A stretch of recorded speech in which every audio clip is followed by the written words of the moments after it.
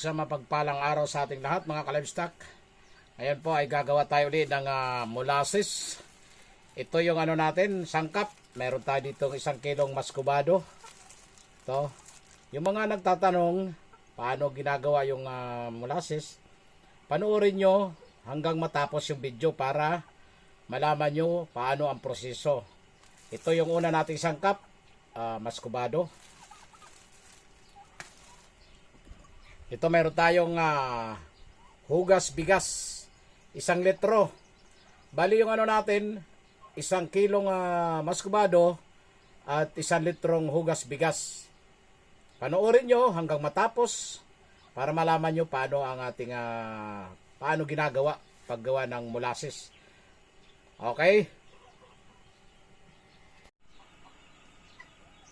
Ayan yung unang proseso natin. Ilalagay natin yung 1 liter natin na hugas bigas.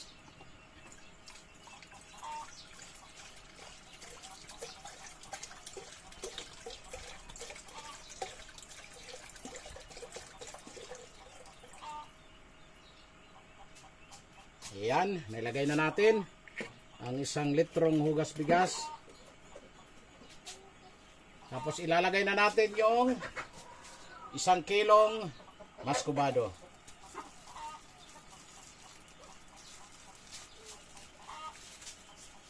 Gunting.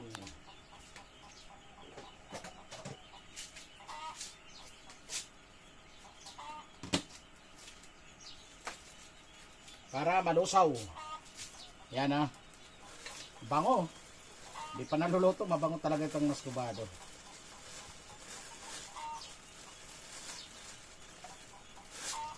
Ayan.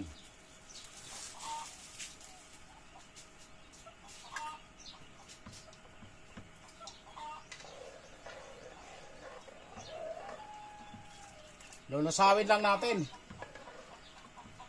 Pag nalusaw ito, pag kumulo, yan ay slow fire natin.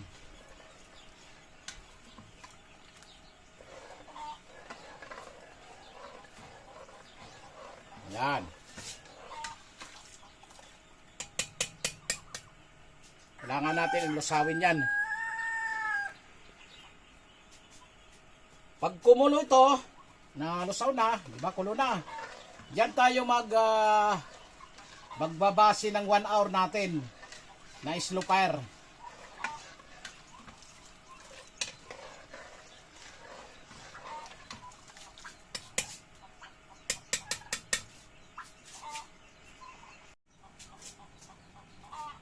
Ayan, lasaw na yung maskubado.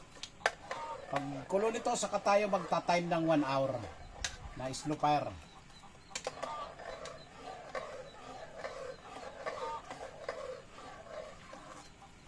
Ayan yung kulay nyo.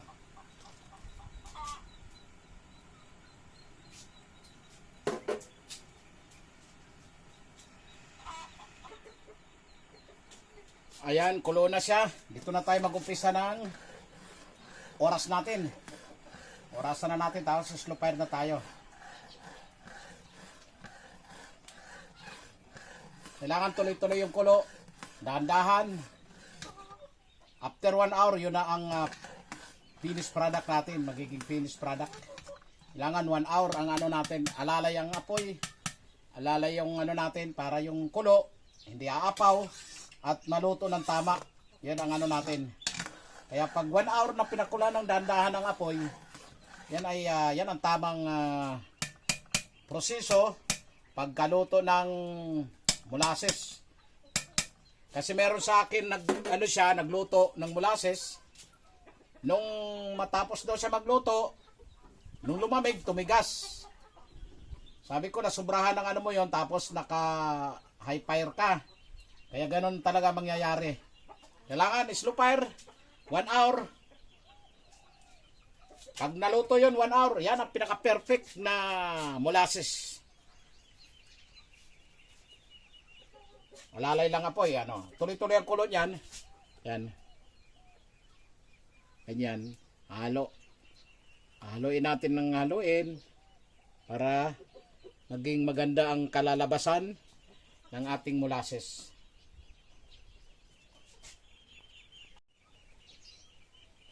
Ayan, after 30 minutes, ayan na siya. Ganyan lang yung kulo, alalay lang talaga.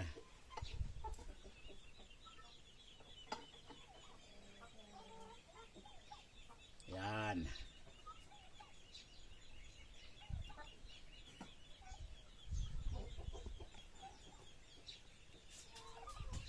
Haluin na naman natin uli.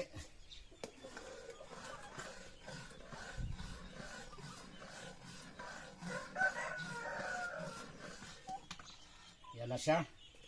Malapit na lumapot. 30 minutes na.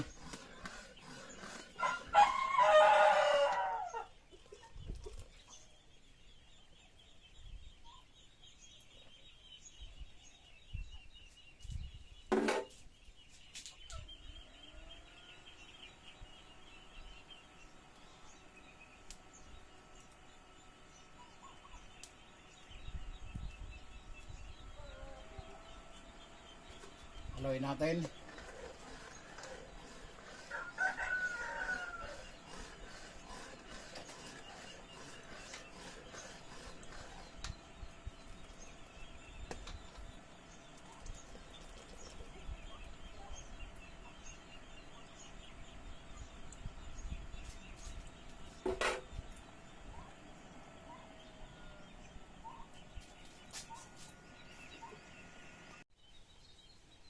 Ayan, malapit na maluto. Malapit ng ano nating molasses.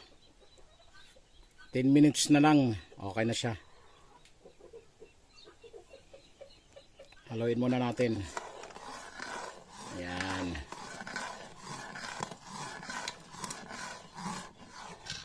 Ah.